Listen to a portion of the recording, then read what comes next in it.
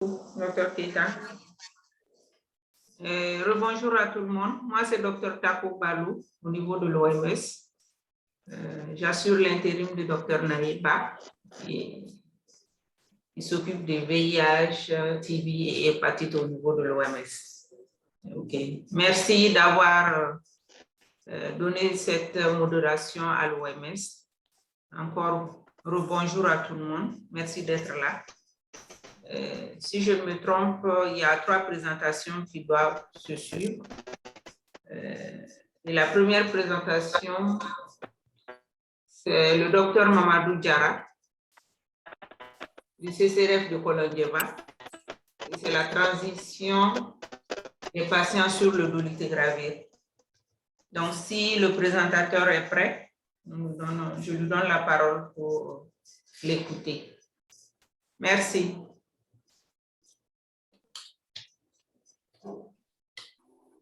Oui, c'est ça. Audio vient maintenant. Allô? On vous entend. Oui, c'est ça. Vous m'entendez? Ok, bonjour à tout le monde.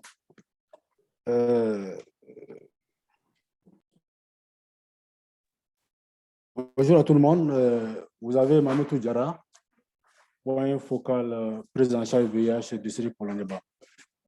Merci au modérateur de m'avoir donné la parole. Avant de commencer, je tiens à remercier l'ensemble de mes collègues et des partenaires si présents sur le webinaire.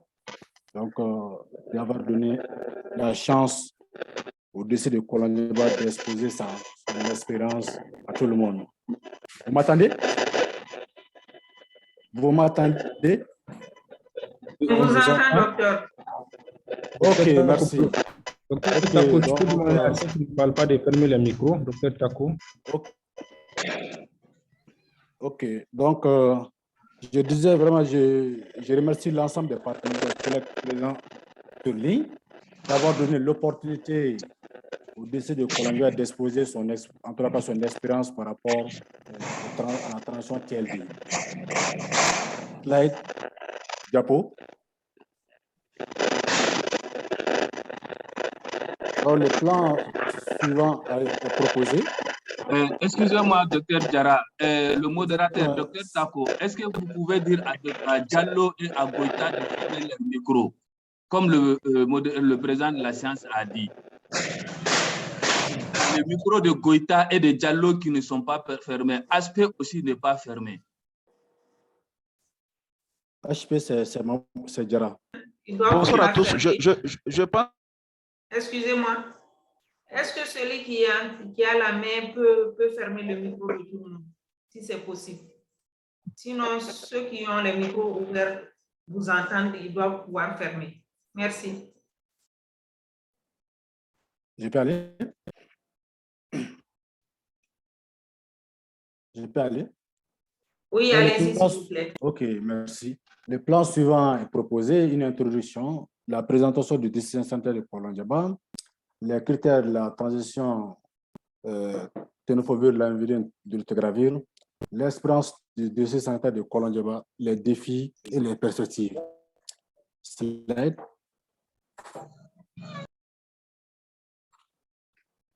Diapo. En introduction, en mars 2019, l'OMS a pris la décision d'introduire le dolutegravir comme première intention de traitement des personnes vivant avec les VIH. Et en août 2019, il y a eu la révision des normes et protocoles de prise en charge du VIH au Mali. Avec l'avènement de la COVID-19, la cellule sectorielle de lutte contre le VIH, la tuberculose et les hépatites nous avait adressé une circulaire pour que les personnes vivant avec le VIH puissent être en contact, moins de contact avec les centres de santé pour éviter leur contamination avec le virus. Donc, du coup, ça nous a permis de donner le plus de traitements à ces personnes pendant la période de COVID. Slide.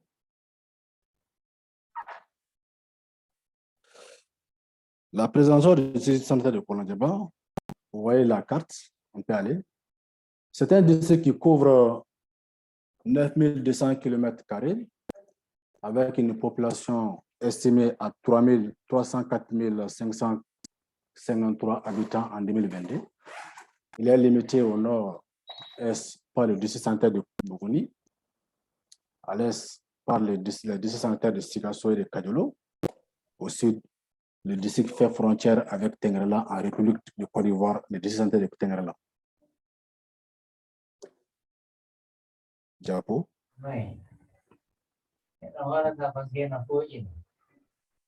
Nous avons 21 centres de santé communautaires, dont 13 sites périmés en 2021. Et vers la fin de l'année 2021, nous avons fermé 8 autres sites périmés, 8 autres SETSCOM qui ont été érigés en sites périmés. Donc, en tout, à l'heure actuelle, nous sommes à 21 sites périmés sur 21 SETSCOM. Et le projet couvre 5 SETSCOM. Il s'agit des SETSCOM de Kajana, des SETSCOM de Kébila, de Kolondiaba Fakola, ainsi que de Toussekela. Nous avons des associations partenaires et des ONG avec lesquelles nous travaillons en synergie, particulièrement avec l'ONG Soutra, les associations d'Aneasu, Djiki et les AKS, communément appelés CERKES, qui ont avec nous, qui nous ont envoyé des CPS, des conseillers psychosociaux, donc qui nous aident beaucoup à la recherche des pertes de vue, également dans la dispensation communautaire.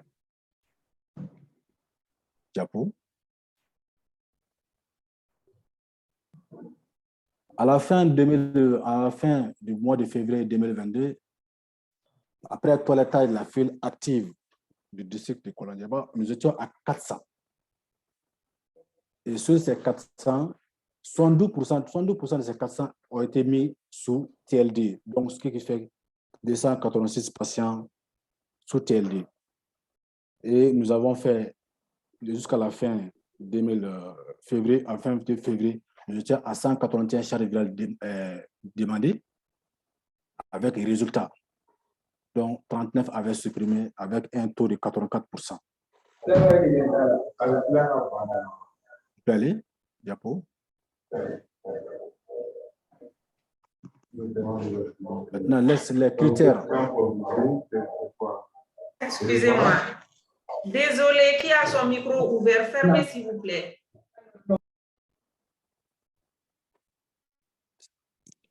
Les critères proprement dits. Slide.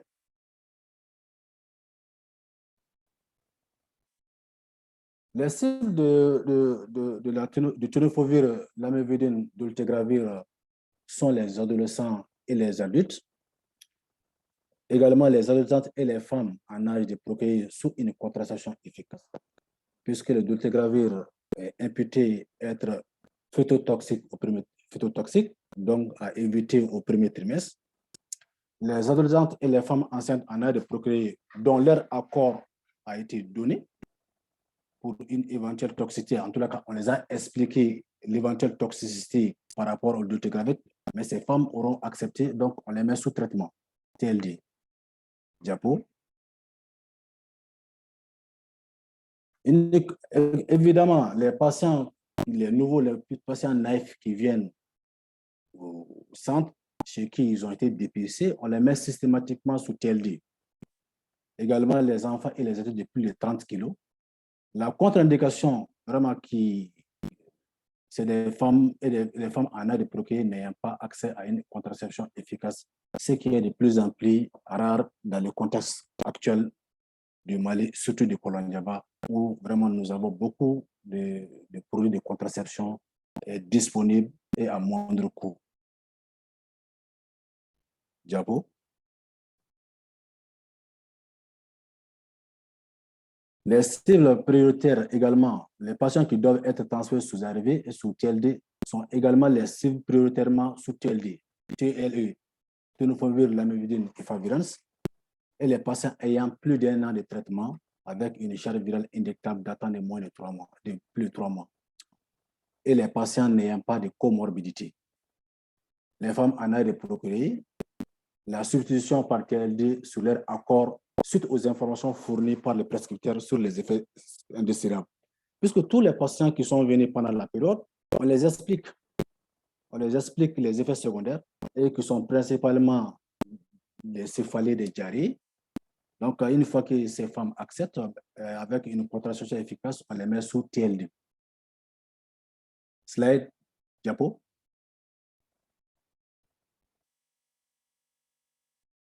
Quant à l'expérience du district sanitaire de Koloniba par rapport à la transition TLD, diapo, nous avons procédé à l'identification de tous les patients de la file active qui remplissaient les critères suscités. Nous avons procédé à la sensibilisation systématique, soit par l'ETP du groupe, soit des ETP individuels, avec tous les patients sur le TLD. Également, on a procédé au transfert de tous les hommes et les femmes qui sont en monitoring sur TLD. C'est ce que nous avons à faire en premier lieu lorsque nous avons eu les informations, puisque on a eu un briefing en septembre 2020, du moins, en septembre 2020, par la cellule par rapport au transfert. Slide, diapo. La proposition systématique, la proposition de transfert aux femmes en âge de procréer, surtout celles qui sont sous contraception efficace. Tous les nouveaux cas remplissant les conditions ont été initiés avec le tenofovir, l'amivudine et le dolutegravir. Tout ceci découle de l'engagement de l'équipe de prise en charge qui a compris l'efficacité et qui est conscient de l'efficacité du dolutegravir. À l'heure actuelle, nous sommes à un taux de transfert à 72% de la file active. 72% de la file active est actuellement sous tenofovir, l'amivudine, dolutegravir. Diapo. Les défis qu'il faut relever par rapport à cette transition, c'est la réticence de certains patients en remplissant les critères TLD, puisqu'il y a certains patients qui ont été mis, qui sont sous TLD depuis 2 ans, 3 ans, 4 ans, qui sont habitués à la molécule. Une fois qu'on les parle du transfert, ils sont un peu dubitatifs par rapport à ce transfert. Ils disent, bon, ils préfèrent rester sur mon ancienne molécule. Il y a ces cas. Il y a l'acceptation aussi des patients stables de leur transfert vers le CESCOM. C'est-à-dire, les patients qui sont stables sur le plan biologique et clinique, qu'on a transféré au niveau des CESCOM, il y a certains qui hésitent, puisqu'on a constaté que parfois, la proximité avec les villages, les centres de prise en charge parfois embêtent certains patients. Donc, on continue à les sensibiliser pour qu'ils acceptent d'être plus proches des centres de santé qui peuvent donner leur dotation.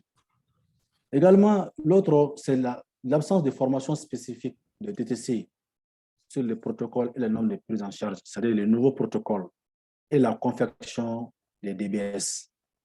Puisque les DTC sont là-bas, mais ils n'ont pas été formés de façon spécifique sur la confection des confettis, puisque même si une charge virale a demandé, ils ne savaient pas comment faire la confection des DBS, donc ils sont obligés d'envoyer ces malades au CCRF. Or, il y a certains de ces malades qui sont à plus d'une centaine de kilomètres du centre, donc il peut être une difficulté. Si on arrivait à les former, ça serait déjà un grand pas pour un grand pas. Diapo.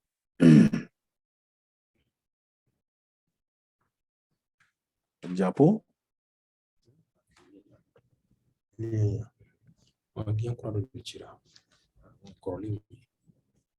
Diapo.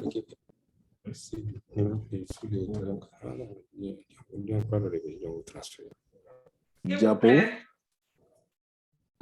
Faites défiler les diapos, s'il vous plaît. Merci.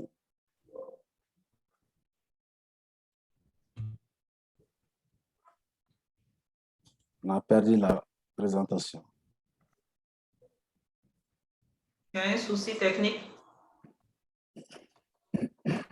Peut-être que la personne a perdu la connexion. On va prendre le relais tout de suite. La présentation n'est plus affichée.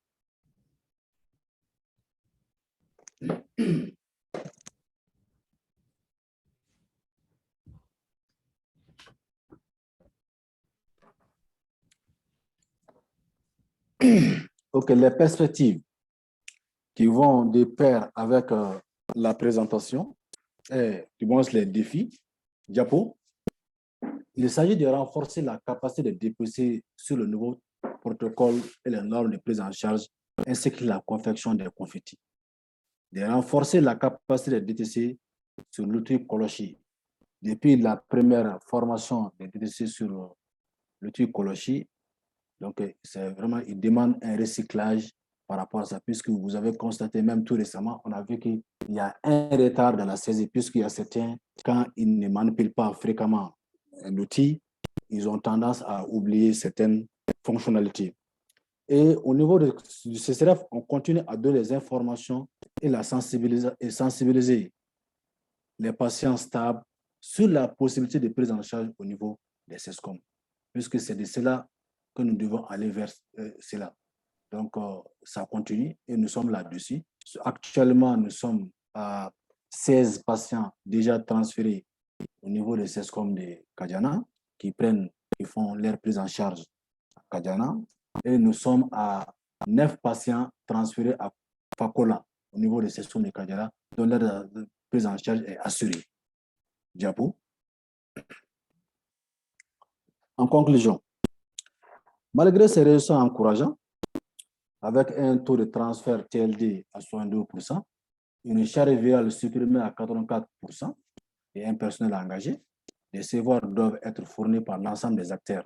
Il s'agit des acteurs étatiques et des partenaires pour améliorer la qualité de suivi en dehors de la prise en charge virale, de la charge virale et des CD4, puisque c'est les éléments fondamentaux. Mais nous aurons besoin d'autres intrants pour le suivi biologique, tels que les intrants biochimiques, pour faire au moins la kératinomémie et l'hépatite B. Donc, c'est ce qui est. Donc, merci d'avoir accordé de la compétence à notre présentation. Je vous remercie. Merci beaucoup, Dr Mamadou Traoré. Je ne l'avais pas dit au départ, comme nous n'avons qu'une heure, on va faire suivre toutes les présentations et après on va ouvrir une page pour les débats, les discussions. Il n'y a pas de problème, merci. Et on peut faire comme ça. Okay. Merci beaucoup. Ça marche. Donc, nous passons à la deuxième présentation avec Dr Almadi Alitini, qui est responsable du programme EPIC à Soutourade. C'est par rapport à la charge virale communautaire. Vous avez la parole, docteur. OK, bonjour tout le monde et merci une fois de plus de nous permettre de participer à ce webinaire. Et, comme vous le disiez tout à l'heure, moi c'est Dr Almadi Alitini, je suis responsable du projet EPIC au niveau de l'ONG Soutourade, qui est un partenaire de mise en œuvre du projet au Mali, projet EPIC financé par l'ISAID à travers FHI 360. Alors, l'ONG Soutourade fait la mise en œuvre du projet dans 3 régions au Mali, notamment la région de Bamako, Sikasso et Ségou, à travers 6 districts sanitaires et plus précisément au niveau de nos cliniques communautaires. Alors, l'honneur est pour nous aujourd'hui de partager avec vous nos pratiques en termes de charge virale communautaire. Diabo. Alors, pour ce faire, nous allons adopter les plans suivants après un contexte pour parler un peu de comment est venue la charge virale, quel est son intérêt. Nous dégagerons des objectifs et nous parlerons du processus de mise en œuvre. Nous partagerons avec vous quelques résultats obtenus avec la mise en œuvre de l'approche des charges virales communautaires. Nous partagerons également avec vous les challenges et les solutions qu'on a proposées pour les prochaines étapes. Diapositive. Pour le contexte, Alors, nous savons tous que malgré la disponibilité des services de dépistage du VIH, et c'est les approches qui étaient utilisées ne répondaient pas toujours aux besoins de nos populations, notamment les populations clés, qui sont les travailleurs de sexe, les hommes qui ont des rapports sexuels avec d'autres hommes, les PE, VIH et leurs contacts. Alors, en ce qui concerne le Mali, en 2019, 56% des personnes vivant avec le VIH seulement connaissaient leur statut et 60% seulement de ces personnes étaient mises sous traitement ARV. 11% parmi ceux qui étaient mis sous traitement ARV avaient une charge virale durablement supprimée. Et en ce moment, on était déjà dans l'objectif de l'ONU-SIDA 90-90, dont le Mali était loin en ce moment, selon les rapports 2019 de la cellule sectorielle contre les sida, la tuberculose, l'hépatite virale au Mali. Alors, les populations clés, puisque c'est de eux qu'il s'agit, en plus déjà des obstacles d'accessibilité, ils sont confrontés à d'autres situations comme la stigmatisation, les rejets, la discrimination, ce qui les empêche d'aller au niveau des structures publiques classiques pour avoir les services dont ils ont besoin en matière de santé. Et donc, pour cela, il s'avérait nécessaire de voir comment est-ce qu'on peut offrir les services VIH à ces populations sans stigma.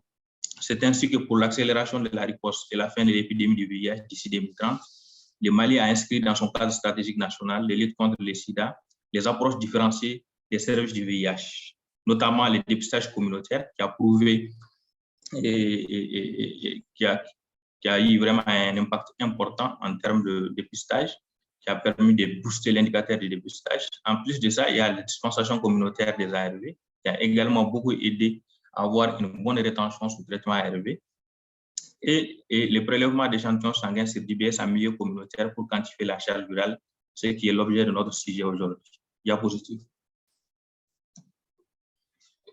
Alors, en termes de définition, dans notre contexte, nous définissons la charge virale communautaire comme une approche qui consiste en fait à réaliser des prélèvements d'échantillons de sang par des acteurs communautaires qui sont des associatifs, qui sont non professionnels de santé, mais qui sont formés et qualifiés, qui utilisent du papier buvard, qu'on appelle les confettis également, les DBS, dans le cadre des programmes de prévention combinés auprès des populations clés. Donc, comment ça se passe? Donc, nous tenons à signaler que les populations clés sont vraiment au centre des programmes qui les concernent. Donc, ils sont pris en compte depuis l'étape de planification où ils s'approprient de la planification, de la mise en œuvre, de la référence vers les soins et de tout ce qui concerne le programme VIH. Et il faut rappeler que la charge virale communautaire est vraiment une approche différenciée des services VIH qui est centrée sur les clients, puisque c'est une approche qui est venue pour répondre aux besoins des clients en termes de charge virale, quelle que soit sa disponibilité ou son accessibilité. Diapo. Comme objectif. Donc, l'objectif de cette approche, c'est quoi? C'est de contribuer à l'augmentation de l'accès des PE-VIH, notamment au niveau de nos populations clés, à la charge virale au Mali. Et de façon spécifique, de renforcer les services de charge virale, d'améliorer les taux de charge virale réalisés auprès de ces populations, de réduire la stigmatisation et la discrimination pour les populations clés, et enfin d'assurer le suivi et l'évaluation des activités entrant dans le cadre du suivi de la charge virale communautaire. Diapositive. Alors, comment ça se passe? Donc, le processus a commencé d'abord par une formation de tous les agents, que ce soit des agents, des prestataires de santé ou des agents communautaires qui sont sur les programmes VIH pilotés notamment par FHI 360. Et donc, les agents ont tous bénéficié d'une formation sur comment confectionner un DBS, un papier buvard, comment faire les prélèvements sur le papier buvard. Ils ont été formés sur comment conditionner ces papiers buvards en fonction du terrain ou du contexte ou du lieu où ils se trouvent. Ils ont également été formés sur comment acheminer ce confetti jusqu'au niveau des laboratoires à des fins de techniquage. Donc, ils ont également reçu une formation sur l'intégration des données charge virale dans la plateforme qui utilise le programme, les DIST, qu'on appelle Colochi.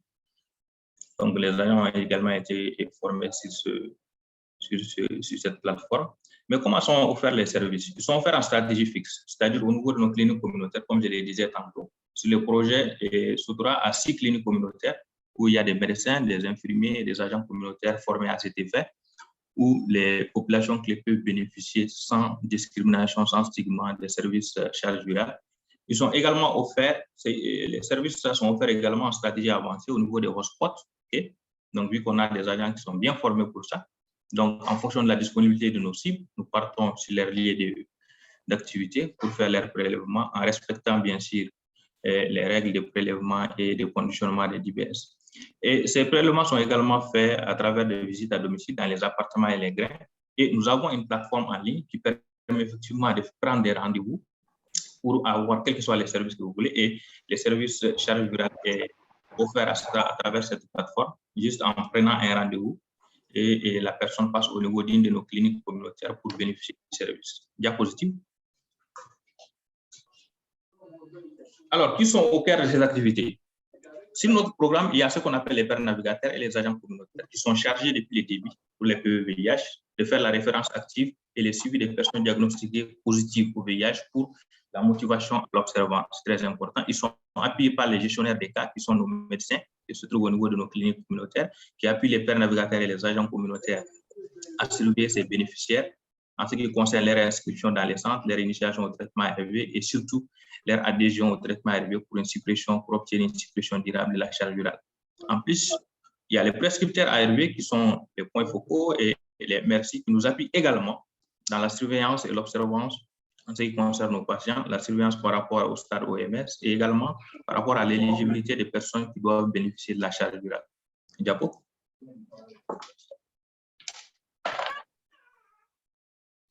Alors, nous partageons avec vous quelques résultats. Juste il faut comprendre par ces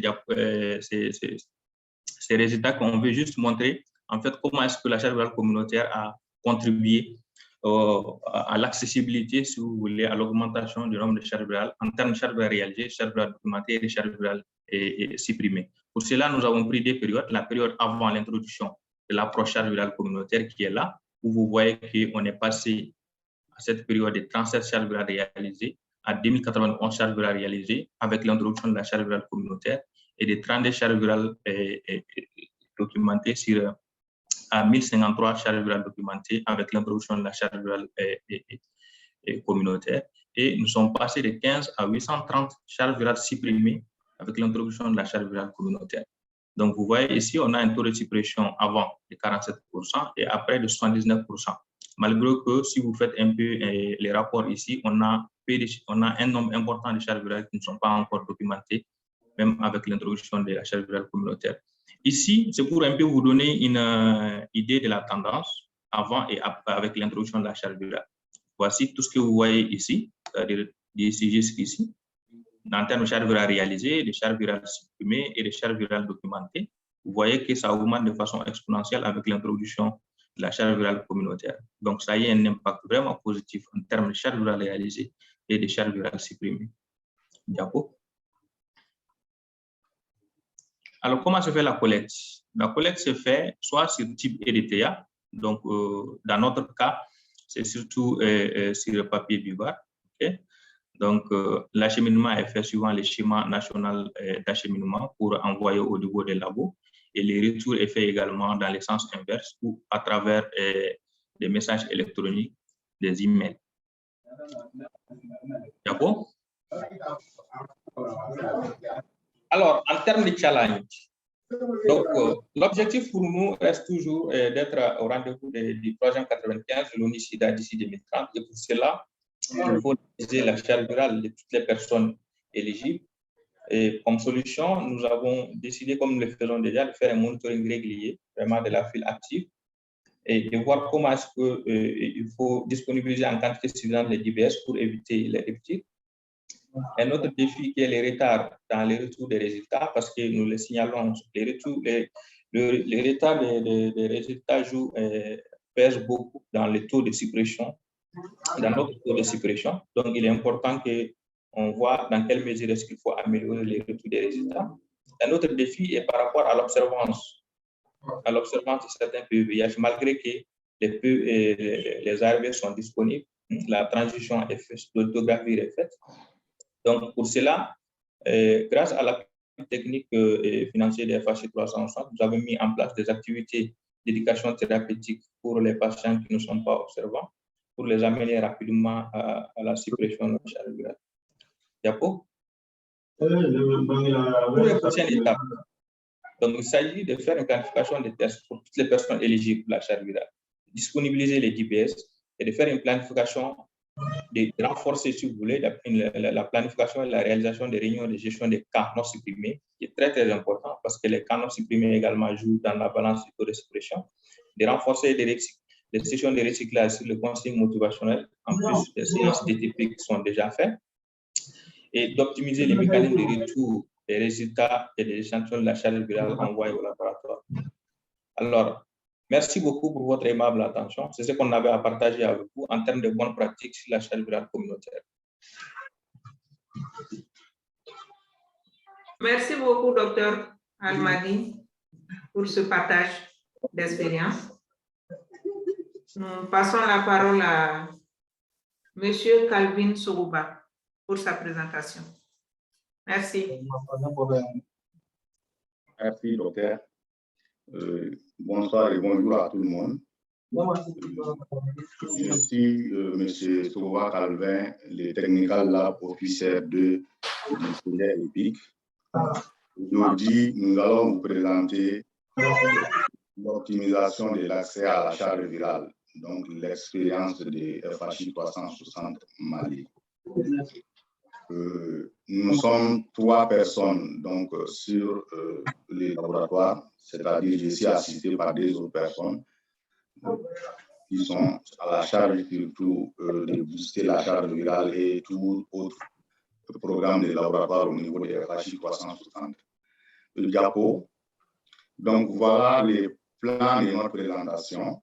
Nous allons faire un rappel du contexte, les challenges qui nous ont poussé surtout à mettre en place ces processus d'optimisation. Nous allons vous expliquer les processus de mise en œuvre et vous présenter les résultats obtenus et vous donner surtout les conclusions et les étapes surtout à suivre. Diapo.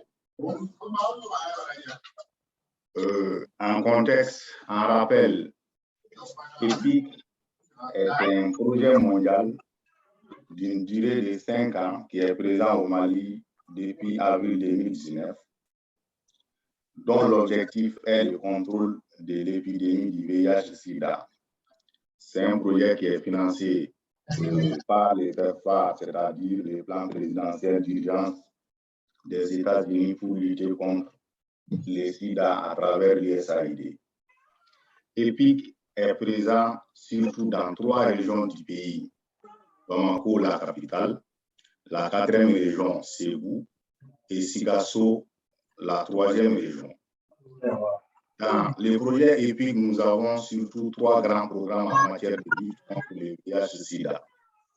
Le premier, c'est le programme KIPI, où nous avons surtout 8 sous-partenaires, où nous avons des ONG locales comme SOUPOA, APPF et autres. Mais nous avons aussi les KIPI associations, c'est-à-dire les associations des KIPI qui dirigent les projets à leur nom. Et puis, surtout dans ces programmes, nous avons les réseaux nationaux des populations clés qui nous donnent surtout un appui considérable pour la bonne marche de ces programmes. Et l'ensemble de ces ONG et KIPI travaillent au sein de 10 cliniques communautaires. Les seconds programmes au sein des EPIC, c'est le programme PIPI, qu'on appelle le programme des populations prioritaires. Nous avons quelques sous-partenaires dont le chef de file est la cellule sectorielle de lutte contre le SIDA, la tuberculose et les hépatites du ministère de la Santé. Dans ces programmes, RMAPLI, c'est-à-dire les réseaux maliens des personnes vivant avec le VIH, nous donne aussi un appui considérable, plus surtout les associations de personnes vivant avec le VIH, donc qui travaillent au sein de ces programmes avec la présence des différents TPS aux côtés de nos MRC dans les 23 districts sanitaires des 3 régions, où les programmes couvrent surtout 101 CSCOM. Donc, c'est à cause de cela, lors de la présentation des AG et surtout des Colonieba, on vous a cité les noms de quelques CSCOM dans ces zones-là. Comme 3e programme au nom des EPIC, ça c'est le programme AIDPS, c'est-à-dire le programme des déplacés internes à l'intérieur du Mali, qui est piloté surtout par notre partenaire IMADEL, avec l'appui technique des EPIC toujours. Donc, ces différents programmes travaillent pour contrôler surtout l'épidémie à VIH-Sida, comme je l'ai déjà dit, qui parle de contrôle de l'épidémie parle là forcément surtout de la charge virale en routine. Donc, qui parlera de la charge virale va parler surtout des laboratoires. Donc, on travaille avec 4 laboratoires donc, dans ces 3 régions. Donc, ces 4 grands laboratoires, il y a D à Bamako, l'INRSP et l'URC Cerefo. Et à côté de ces 4 laboratoires qui travaillent surtout avec les plateformes MDMI et les roches, nous avons aussi 13 POC, c'est-à-dire les points of care, les MPIMA, les petits appareils portatifs au niveau des 13 districts sanitaires qui nous aident aussi à contrôler la charge virale et le diagnostic précoce des enfants. Diapo. Donc, au début, durant l'année 2021, Diapo, on avait beaucoup de challenges à relever en matière de charge virale, comme la faible demande de la charge virale pour les patients éligibles au niveau de tous ces programmes que nous venons de citer. La faible réalisation de la charge virale, que ce soit au niveau des 4 grands laboratoires du projet, ou bien même que ce soit au niveau des POC. On avait aussi un gros souci d'approvisionnement des sites en carte d'IBS et des difficultés dans les transferts des échantillons vers les laboratoires, malgré la présence d'un circuit d'acheminement qui a été mis en place par la cellule. Et à tout ceci, on avait surtout ces grands problèmes de retour des résultats laboratoires donc vers les sites de prise en charge. Donc, devant ces différents challenges, donc l'équipe de FHI 360 a réfléchi avec les différents partenaires donc pour mettre en place maintenant et adopter une nouvelle approche donc qui est innovante, Diapo Jean Raoul. Donc, c'est cette nouvelle approche qui nous a donné les noms d'optimisation de l'accès à la charge virale et du retour résultat.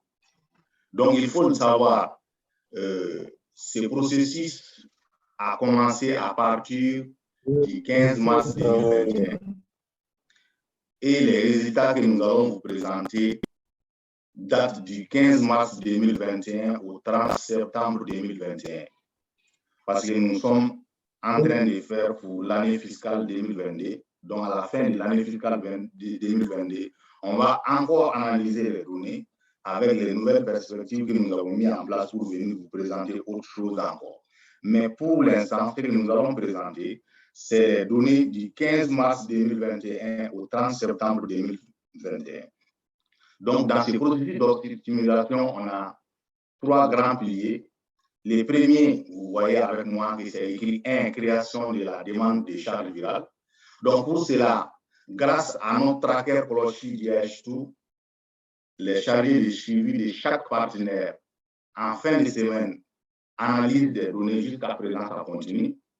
Donc, pour donner maintenant la liste des éligibles des patients à la charge virale, donc ces médecins vont donner au CPS, aux pères navigateurs ou animateurs, qui vont prélever dans la semaine qui vient, donc et renseigner surtout dans les trackers Closhi.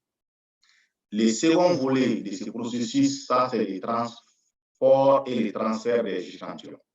Pour les transports, après 48 heures, la confection de ces DBS, les échantillons sont directement transférés dans les laboratoires concernés. Quelqu'un qui est à Sigasso va amener au laboratoire de Sigasso grâce à l'agent de transport, même à Colombiaba, on peut envoyer jusqu'à Sigasso. Donc, en cas de panne technique de ces appareils conventionnels ou encore des ruptures dans l'un des laboratoires, donc c'est en ce moment que le réseau des laboratoires va se mobiliser pour transférer les échantillons d'un laboratoire A vers un laboratoire B, avec surtout le concours et le suivi des technical labs de EPIC FHI 360 en moins de 48 heures. À côté de ceci, on a les 13 POC aussi qui nous aident à techniquer de façon routinière chaque jour du lundi au vendredi les 100 total des patients éligibles à la charge virale. Diapo. Comme suite, le troisième volet, ça c'est le retour des résultats. On avait des grands soucis dans ces temps aussi. Donc, pour essayer de lever ces boulots d'étranglement maintenant, l'équipe technique EPIC a réfléchi à une stratégie qui est surtout la performance basée sur les résultats. Donc, nous avons instauré une prime basée donc, sur le nombre d'échantillons techniqués par laboratoire. Donc, à savoir, on a ciblé surtout dans chaque laboratoire, il s'agit des laboratoires conventionnels, les 4 laboratoires, des personnels bénévoles. Donc, ce sont ces personnels bénévoles qui restaient à techniquer les échantillons en dehors des heures de travail et même durant les week-ends, les samedis et les dimanches pour nous faciliter beaucoup de retours des résultats. Donc, 500 francs par résultat rendu en moins d'une semaine. C'est-à-dire, si l'échantillon a été déposé aujourd'hui, lundi, si les personnels arrivent à techniquer avant le dimanche et nous donner les résultats, ils étaient motivés surtout à 500 francs par échantillon. Au-delà de cela, entre 1 à 2 semaines maintenant, ça retombait à 250 francs par résultat rendu. Et au-delà de 2 semaines, c'était 0 francs. Donc, vous voyez comment ça peut motiver surtout un bénévole qui ne gagne rien en fin de mois. Donc, le troisième point de ces retours résultats, ça, c'était les retours électroniques. Il y a Dr. Ag qui l'a déjà souligné. Donc, une fois les résultats disponibles au laboratoire, c'est le laboratoire envoie donc les copies scannées de façon électronique au conseiller lab de EPIC qui fait les dispatching dans les boîtes email, surtout des gestionnaires de cas, c'est-à-dire des médecins prescripteurs et des chargés de suivi qui vont directement renseigner, surtout dans les trackers, Kolochi, DH et tout. Diapo. Donc, voilà les résultats, comme je l'ai dit, à partir de mars 2021 au 30 septembre 2021, c'est-à-dire notre année fiscale, comme l'optimisation a commencé à partir du 15. Vous voyez, donc en mars, comme base de données, on voit déjà que le nombre de retours était à 30%. Donc ça a commencé à monter. On s'est retrouvé à 80% en avril et ça a un peu chuté à 72% en mai. Cela s'explique parce que durant cette période, on avait cette crise des réactifs au niveau des laboratoires conventionnels. Mais après cela, ça a commencé à monter jusqu'en 30 septembre. On a eu 100% des résultats retournés donc, vers les sites de prise en charge. Donc, diapo.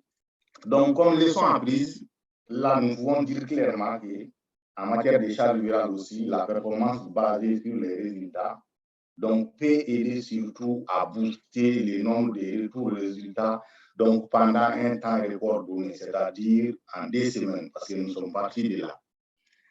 Mais en conclusion, malgré ces résultats dont nous avons vu ensemble qui est très satisfaisant, ce type d'initiative ne devrait être que considéré comme une solution qui est provisoire, car on le sait tous, les questions qui sont surtout liées aux ressources humaines et au financement de la santé sont toujours abordées au sein des structures gouvernementales locales. Ce qui veut dire que, surtout avec l'USAID, on ne doit pas donner un autre coût supplémentaire aux fonctionnaires qui sont déjà payés par l'État. Donc, c'est ce qui a fait que nous avons choisi surtout donc, les personnels bénévoles.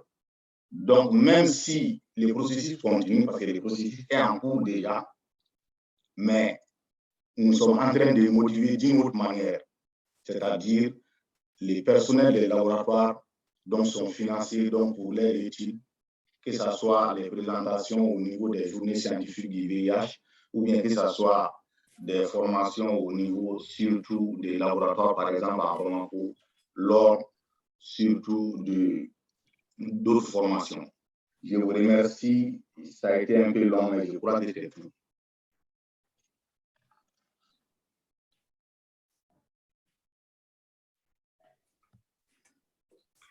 Merci beaucoup. Oui, on vous entend. OK, merci. Merci pour cette présentation et partage d'expérience. Comme je l'avais dit, donnez le temps de faire toutes les 3 présentations et on va ouvrir une plage de discussion. Et avant de donner la parole, il y a des questions qui ont été mises dans le chat. Peut-être qu'on va ensemble parcourir ces questions-là. Avec votre permission. Je suis déconnecté ou quoi? Allô? D'accord. Allô, vous m'entendez? Allô? Oui, on vous attend. Oui, on te reçoit. Okay. On a eu une Allô? petite coupure ici. D'accord. Oui, j'avais eu une petite coupure, donc j'étais déconnecté. OK. OK. Alors. Je disais merci beaucoup aux présentateurs pour le partage d'expérience. Il y a des questions qui ont été mises dans le chat. On va parcourir ça ensemble et puis on va passer la parole à ceux qui veulent la prendre pour plus d'éclaircissement.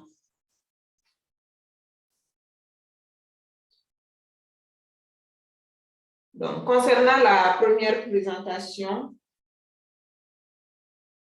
il y a une question qui avait été posée dans le chat sur les schémas des patients qui ont eu des charges virales supprimées. Donc, je parcours toutes les questions et on va donner la parole au présentateur pour répondre. Il y a quelqu'un qui demande aussi, est-ce que les patients, les personnes vivant avec le VIH ont bénéficié de charges virales avant la transition? Il y a une question aussi concernant les échantillons non concluants. Est-ce que ces échantillons ont été reprélevés ou bien il y a un processus de reprélèvement de ces échantillons des patients qui ont été prélevés, qui ont eu des échantillons non concluants? Il y a quelqu'un qui demande également pourquoi les femmes qui ne sont pas sous contraceptif ne peuvent pas être sous TLD et pourquoi?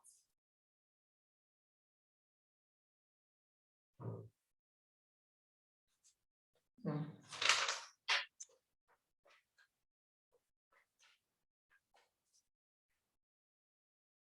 y a une question qui a été adressée en même temps à l'OMS et à la cellule. On demande où en est le Mali concernant l'accès de tous au TLD. Et il y a quelqu'un qui demande également que les critères de contraception efficace ne sont plus d'actualité concernant la mise sous TLD. Donc, où en est le Mali par rapport à ces aspects-là? Il y a quelqu'un qui demande la contribution des associations communautaires concernant les résultats de charges virales.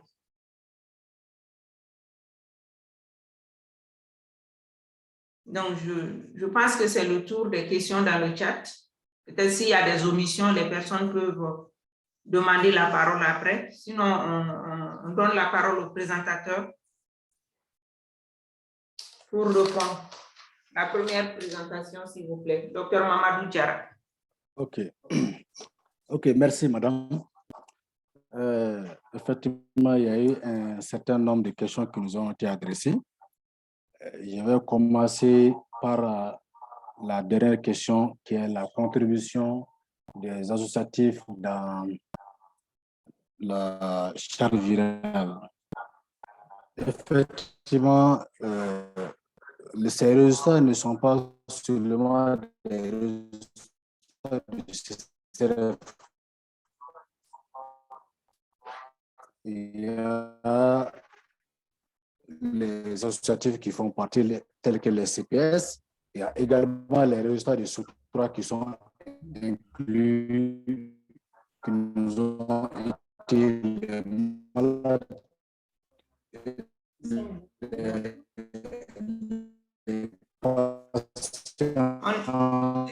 Excusez-moi, je ne sais pas si c'est moi seul, sinon il y a des résonances, on ne vous entend pas bien.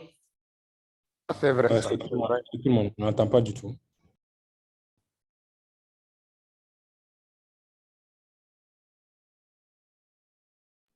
On peut passer au second présentateur pour gagner du temps. Ok, certainement qu'il a des soucis de connexion. Voilà. Donc, pour la deuxième présentation, font partir de ces résultats. Donc, il continue à parler. L'ensemble. Ce qui concerne les passes.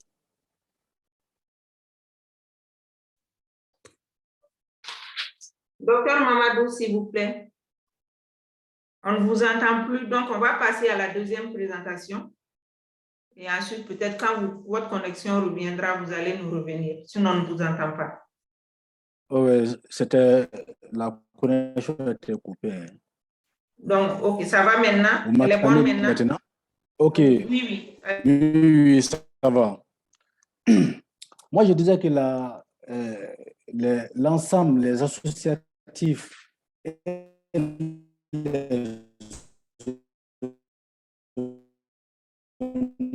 Ça marche pas. Ça marche. Désolé, docteur. Docteur Diarra. On va pas. Laissez-nous continuer, vous allez revenir, s'il vous plaît. Concernant la deuxième présentation, il y a une seule question que j'ai relevée dans le chat. C'est le rôle de la communication concernant l'accès et l'évaluation de la charge virale au niveau communautaire. Docteur Ak, s'il vous plaît. Oui, ok. Bonjour, merci beaucoup pour cette question. Alors, pour un peu réagir par rapport à ça, c'est pour se dire que la communication est en fait au centre de toutes nos activités, notamment celles liées à la charge virale. Et les agents responsables même de cette activité sont des spécialistes en communication. La communication joue un rôle très important. Elle intervient d'abord à toutes les étapes, depuis les dépistages jusqu'au niveau de l'initiation au traitement ARV. Et il faut noter que, en ce qui concerne la charge virale, les patients sont informés depuis l'initiation qu'à 6 mois déjà, ils devraient faire une charge virale pour voir où est-ce qu'ils en sont par rapport au traitement et permettant ainsi d'évaluer leur état de santé. Et ils sont informés également à travers toujours la communication et du suivi, de leur suivi et, sur les traitements ARV. Et la communication joue également un rôle très important chez les personnes qui sont en difficulté de suppression et pendant l'éducation thérapeutique du patient et le counseling motivationnel. Là, la place de la communication est très importante. Donc, c'est pour dire que c'est une activité qui ne peut pas se faire sans une bonne communication. Donc, la communication occupe donc une place prépondérante dans cette activité. Merci. Merci, docteur. On revient.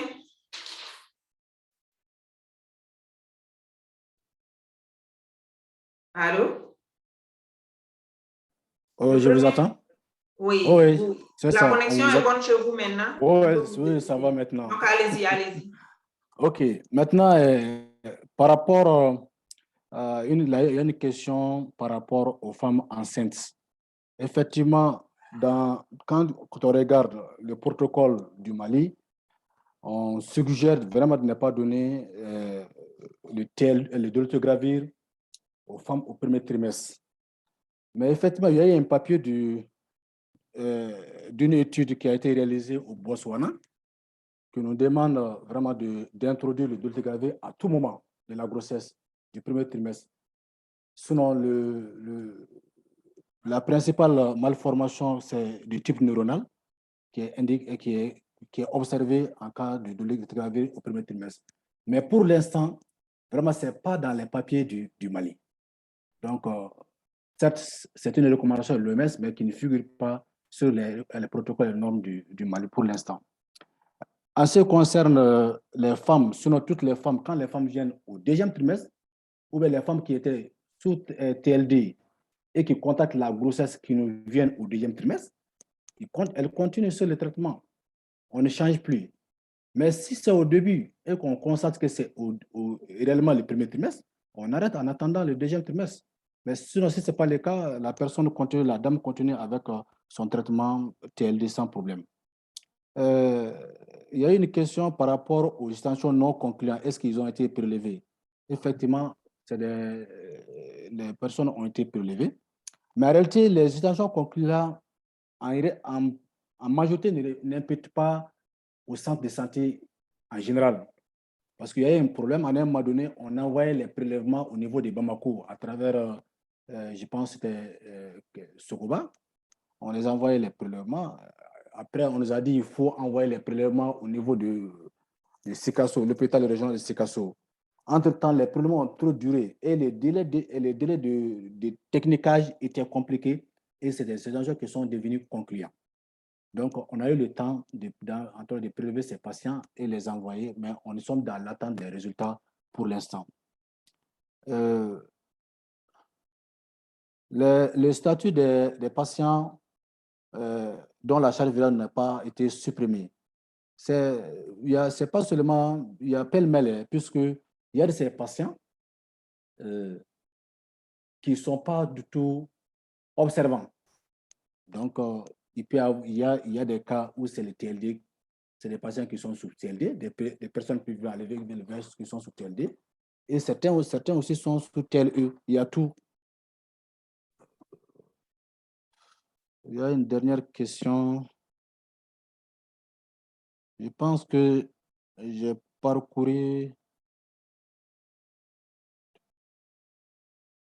C'est ça, le pourquoi du fait qu'on ne met pas sous TLD les femmes en premier trimestre, c'est parce que dans le protocole de normes du Mali, c'est bien écrit qu'il ne faut pas donner au premier trimestre. Je pense que j'ai parcouru l'ensemble des questions qui nous étaient adressées. Merci. Ok, merci beaucoup, docteur. Je ne sais pas, juste une question où on parlait des échantillons non concluants. Est-ce que ces gens ont été reprélevés ou bien il y a un processus pour voir comment refaire pour ces patients qui est en cours? C'est ça, c'est des personnes vivant avec le VIH qui ont été reprélevées et envoyées au laboratoire de Sikasso. Nous sommes dans l'attente des résultats. Ok, merci beaucoup. Il y a 3 mains dans le chat. Docteur Job, FHI 360. Allô, Tako, avant ça, les derniers planteurs n'avaient pas de questions? Non, dans le chat, non. Non, dans le chat, il n'y a pas de questions. Sauf si quelqu'un a une en live. Sinon, pour le moment, je n'ai rien vu. Donc, on prend les mains levées. Ok, merci, Monsieur le Président. Merci, Madame la modératrice.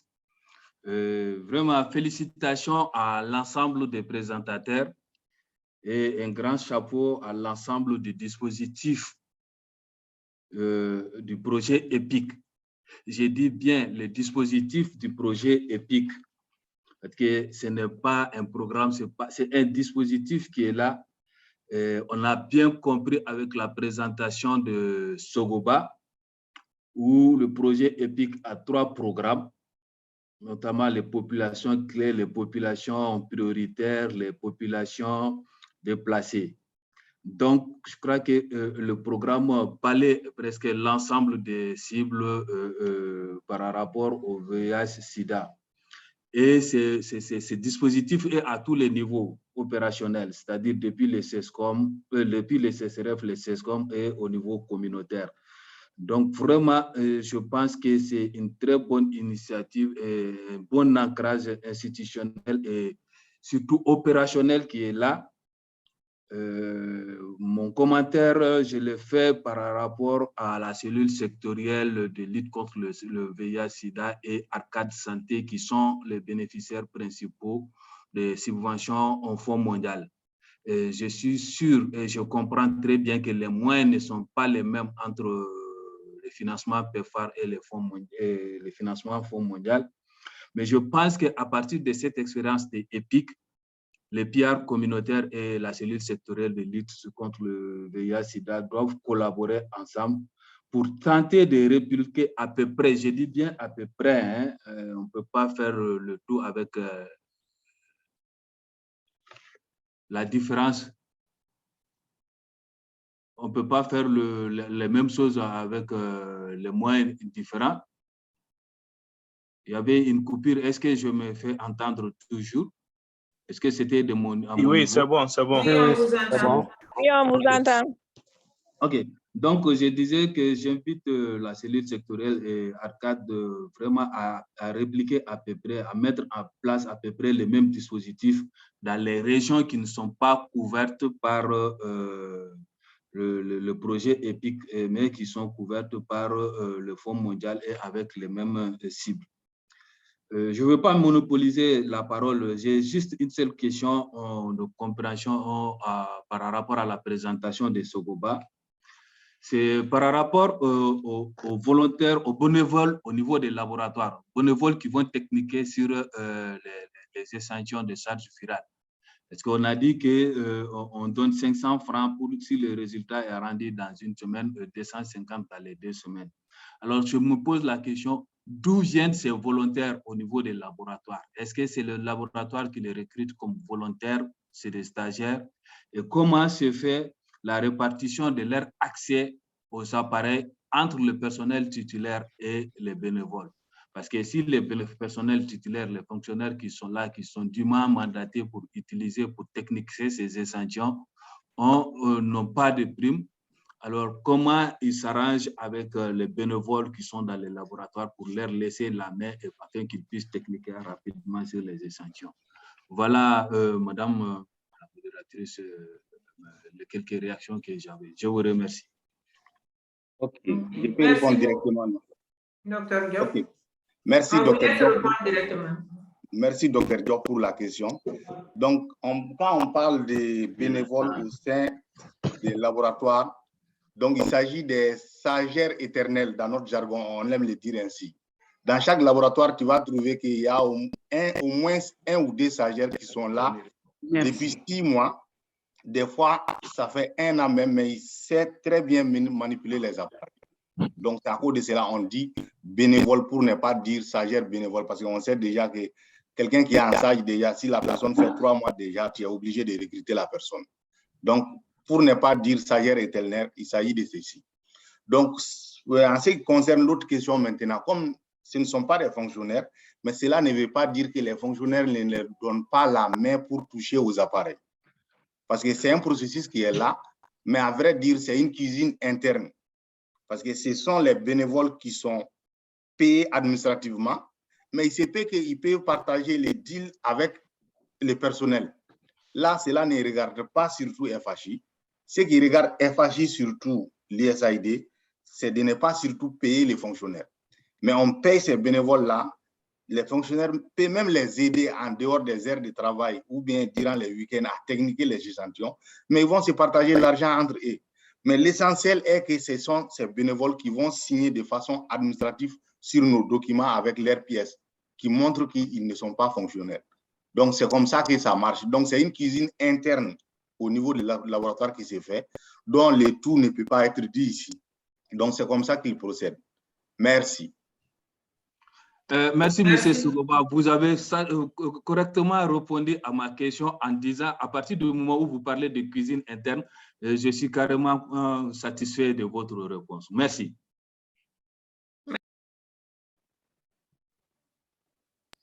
Docteur Keita, s'il vous plaît, vous pouvez aller avec votre question. OK, merci. Permettez que je fasse peut-être quelques commentaires avant, peut-être juste des questions, mais je ne vais pas demander des réponses à mes questions forcément. Juste. Voilà, je remercie les présentateurs et remercie toute l'équipe pour les résultats obtenus. Au niveau de Kolondiaba, il serait bon peut-être qu'on ait un peu leur approche, parce que c'est vrai qu'ils ont eu de bons résultats et ces approches-là doivent être partagées. Je ne demande pas de répondre, mais peut-être il serait bon de toutes ces bonnes actions soient capitalisées et partagées avec les autres structures, que ce soit EPIC ou pas. Comme Diop l'a dit tout à l'heure, il est important qu'on puisse dupliquer tout ce qui est en train d'être fait au niveau du projet EPIC. Maintenant, par rapport aux patients qui sont réticents, ou en tout cas dubitatifs par rapport au TLD, je pense qu'il est important qu'au niveau du centre, vous les expliquez, parce que plus on avance dans la transition TLD, dans la dispensation TLD, on n'aura plus le TLD pour les patients. Donc, il serait important de faire le point de ces patients-là et de les sensibiliser au fur et à mesure Parce qu'ils ont beau être réticents, à un moment donné, on n'aura pas de TLE pour eux. Donc ça, c'est un élément très important à noter à l'endroit du Dr Diarra. Et par rapport aux aspects de formation demandés, je suis d'accord avec lui, mais je pense qu'un élément très important est que les gens ont été formés par rapport au DBS, par rapport à même sous le nouveau protocole. Il serait bon de dupliquer ces formations au niveau local, parce qu'on n'aura pas tout le temps des occasions pour des formations de masse en salle. Donc, il serait important que vous pensiez à dupliquer ces formations au niveau local. Ça peut être lors de vos sessions sur le VIH, les formations sur le DBS. Si vous avez des acteurs, c'est bon que vous y pensez. C'est des pistes de solutions que je suis en train de vous proposer. Les 74% de TLD, je vous félicite pour ça. Et il serait bon quand même de partager toute votre approche à ce niveau. Et je voudrais profiter pour avoir une idée des femmes dans votre fil actif. Et je profite pour répondre à l'autre question que vous avez valablement répondu. Le protocole national ne recommande pas de mettre actuellement les femmes en âge de procréer ou les femmes enceintes au premier trimestre sous TLD. Et la question a été posée, adressée à l'OMS et à la cellule. Je vais profiter pour répondre à ça. Actuellement, avec le comité scientifique, nous sommes en train de voir, il y a la révision du protocole qui est en vue. Et également, le comité scientifique a demandé des quelques cas qui ont été qui ont été sous TLD et qu'on a découvert au deuxième trimestre, voire au troisième trimestre, de faire un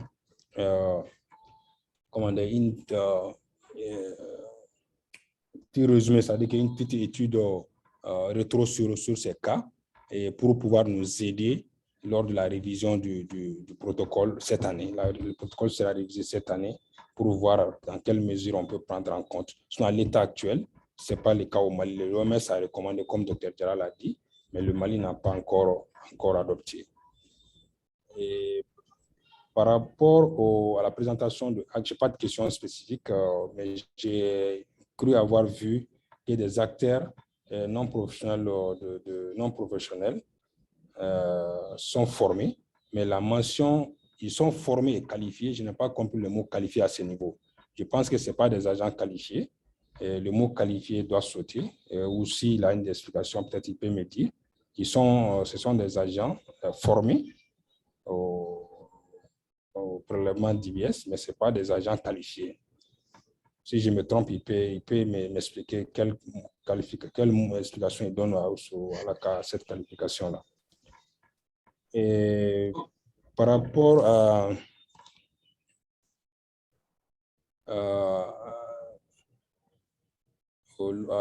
l'accès,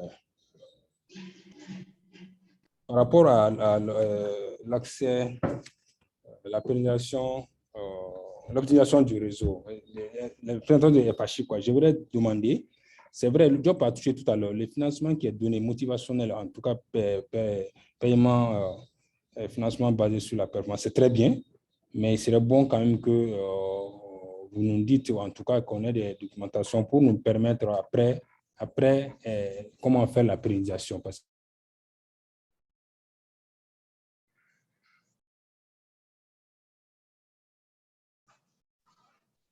C'est bon, docteur Keita? Allô, docteur Keita, vous êtes avec nous? D'accord, apparemment, je crois que Keita a une coupure. Parce que moi, il a une coupure. Donc là, en tout cas, la majorité de ces interventions, c'est des observations, suggestions, à part la dernière où il parlait d'agents qualifiés qui ont été formés sur DBS. Très important. Je pense que c'est... Souvent, on a des gens à l'arrêt de ce financement-là. Ce ne prennent pas des questions, ce n'est pas la peine que les planteurs prennent du temps sur ça.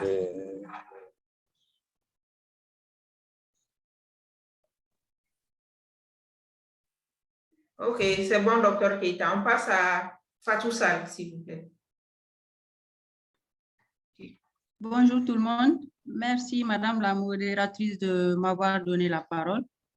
Je remercie l'ensemble des trois présentateurs pour la qualité de leur présentation. J'ai juste trois petites questions à l'endroit des trois présentateurs.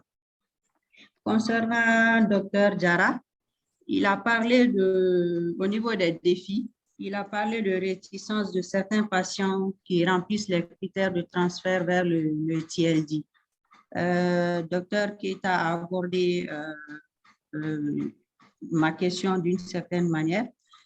Du moment où le pays a décidé d'aller vers le TLD, je ne dirais pas que c'est une obligation, mais à la longue, en tout cas, tous les patients hommes devront transiter vers le dolutegravir.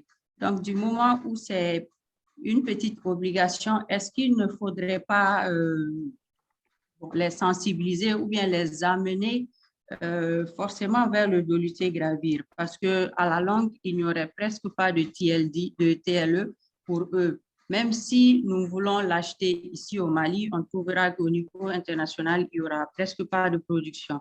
Donc, c'est de faire en sorte que dès maintenant, ils adhèrent et de façon très rapide.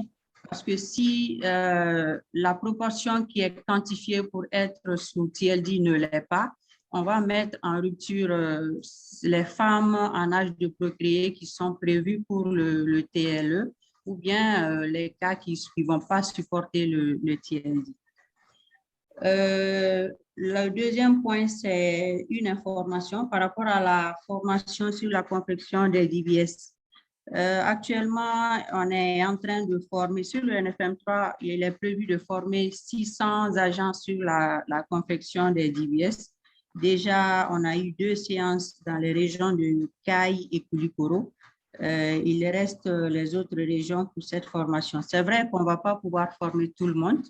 Il faudrait peut-être aller vers ceux qui sont formés, qui fassent un transfert de compétences pour ceux qui ne l'auront pas été en salle. Voilà. Et puis, du moment où il y a également des patients des prestataires qui sont tout le temps en changement de poste, il faudrait qu'on pense à chaque fois qu'il y a un nouveau prestataire à le briefer sur la confection des DBS ou bien même sur d'autres aspects de formation. On n'aura pas tout le temps l'opportunité de former tout le monde en salle. Concernant la présentation de Dr Almadi, il a parlé de charge virale documentée. C'est un mot que je n'ai pas compris. Qu'est-ce qu'il veut dire par charge virale documentée? Concernant la présentation de Calvin, je voudrais savoir, est-ce que pour les DBS qui ont été envoyés et dont les résultats n'ont pas été obtenus parce que le DBS est mal confectionné ou des choses comme ça, parce qu'il y a beaucoup de DBS également qui arrivent au niveau des laboratoires qui ne sont pas technicables, tout simplement parce que le prélèvement n'a pas été fait selon les normes ou bien le DBS a été contaminé durant le transport. Est-ce qu'ils reçoivent un feedback de la part du laboratoire par rapport à ces DBS qui n'ont pas pu être techniqués du tout pour mauvaise confection?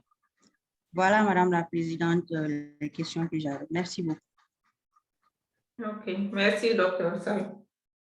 On va donner la parole au Dr. Ag pour les charges virales documentées. Maintenant, les autres, c'est des commentaires. D'accord.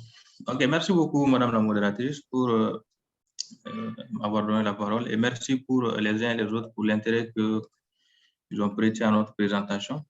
Alors, concernant la question de Dr. Keita, quand on parle d'agents communautaires qualifiés, il s'agit surtout de la charge. Ils sont qualifiés pour faire la charge virale sur, si vous voulez, les prélèvements sur DBS. Il s'agit uniquement de ça. Pas qu'ils sont qualifiés pour les soins infirmiers ou autres, non. Donc, après la formation, il voit de soi que ces agents soient qualifiés pour faire cette activité sur le terrain. Donc, sans quoi, ils ne pourront pas le faire. Donc, c'est juste en rapport avec la charge virale, pas autre chose. Maintenant, en ce qui concerne la charge virale documentée, pour répondre à Fatou, c'est un terme qu'utilise notre programme. Il s'agit de charges virales qui ont été envoyées au niveau des laboratoires et dont on a un retour par rapport aux résultats. C'est-à-dire que les charges virales réussies avec les charges virales réussies à notre niveau. C'est comme charge virale réussie, si c'est plus simple de comprendre comme ça. Et c'est ça la charte rurale documentée, une charte rurale qu'on a réussi et dont on connaît les résultats qui peuvent être soit supprimés ou non supprimés. C'est ça, charte rurale documentée. Je ne sais pas si je me suis fait bien comprendre. Merci. OK, c'est bien compris, bien noté. Désolé, on a dépassé le temps imparti de presque 30 minutes, comme on a commencé un peu en retard. Je vais donner la parole à Dr Kone et à Draman Kone, et puis on va essayer de conclure et de fermer. Merci. Draman Kone, s'il vous plaît. Merci, docteur, de m'avoir donné la parole. Donc, je remercie d'abord les trois présentateurs pour la qualité de leur présentation.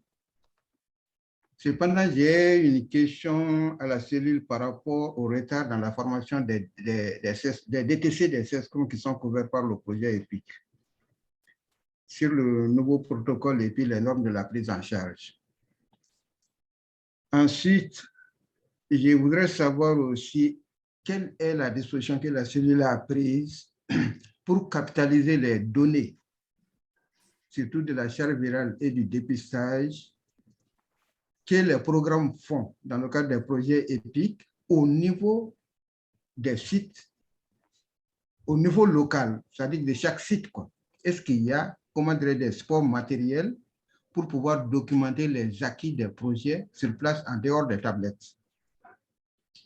Ensuite, j'ai une question aussi à Dr Ag par rapport à la collaboration entre les CPS de Soutoura et Diki au niveau de Kolonjeba et leur collaboration avec le point focal PTME du CCRF par rapport au dépistage, puisque normalement quand les femmes sont dépistées positives, ils ont besoin d'un certain nombre de suivis qui nécessitent un peu l'implication des CPS.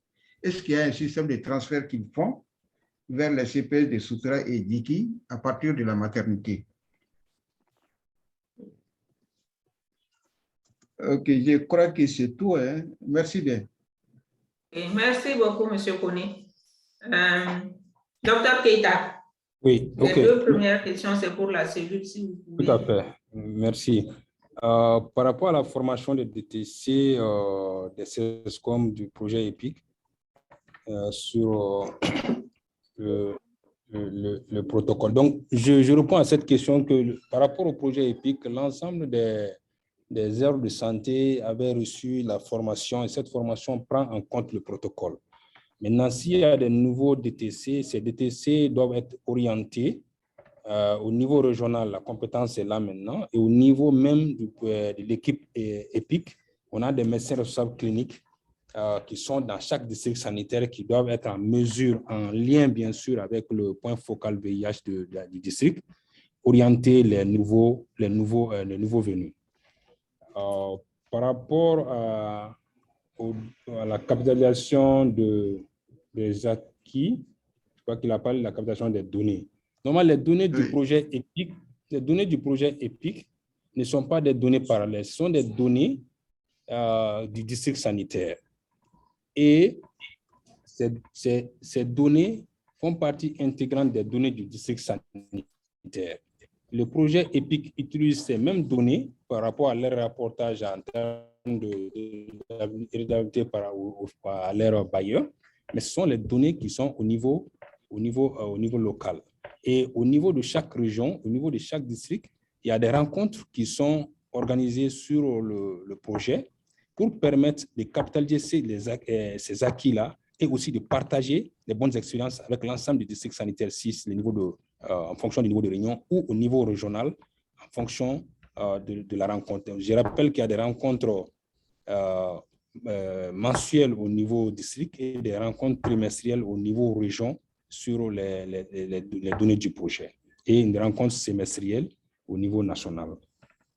Et pour toujours capitaliser les acquis, FHI sur le projet EPIC, la cellule assure la mise en œuvre à l'endroit des populations vulnérables, mais aussi FHI assure une assistance technique à la cellule à travers le financement du Fonds mondial. Et dans ce même cadre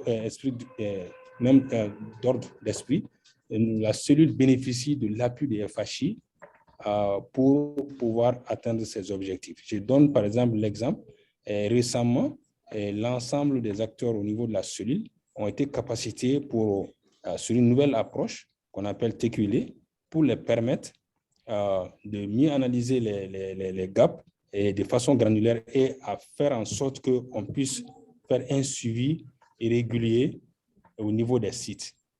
Donc, avec des cadres de performance par niveau, au niveau région, au niveau district, même jusqu'au niveau aire de santé. Donc, voilà ce que je peux dire rapidement pour répondre à ces deux questions. Okay. Merci. Merci, Dr. Keita. Dr. Diarra, s'il vous plaît, la collaboration entre les CPS. OK. Merci. Effectivement, je pense qu'actuellement, pour le début de tout projet, il y a des difficultés dans le démarrage. Donc, surtout que les CPS certains CPS sont très nouveaux dans le cadre du VIH. Donc, je pense qu'il y a eu des réunions entre le CCRF et le coordinateur de l'ONG Soutura, ainsi que les autres CPS, que ce soit les CPS de l'AKS et de JIKI. Nous avons eu à faire des réunions de coordination. Aujourd'hui, la collaboration, ça se passe de façon acceptable et ils commencent à faire le transfert des patients dépistés positifs et ils pensent que ça va. Donc, ça se passe bien. Il y avait une question qui nous avait été adressée par Keita par rapport au reste de la file active qui n'est pas sous TLD. Donc, il s'agit de 23 hommes et 91 femmes qui sont sous TLD pour l'instant. Donc, nous espérons d'ici la fin de l'année qu'avec les sensibilisations, même si ça ne sera pas l'ensemble, il y aura au moins les 80% aussi de ces personnes qui sont sous TLD seront transférées, Inch'Allah. Merci, Madame la modératrice. Merci beaucoup. Ce n'était pas une question en soi, c'était juste une suggestion de pouvoir transférer ces patients-là, de faire votre mieux pour les transférer. Inch'Allah. Okay. Donc, merci à tous. Au terme de ces présentations et discussions, les points surtout à noter par rapport à l'évolution des évidences, la question qui était posée à la cellule pour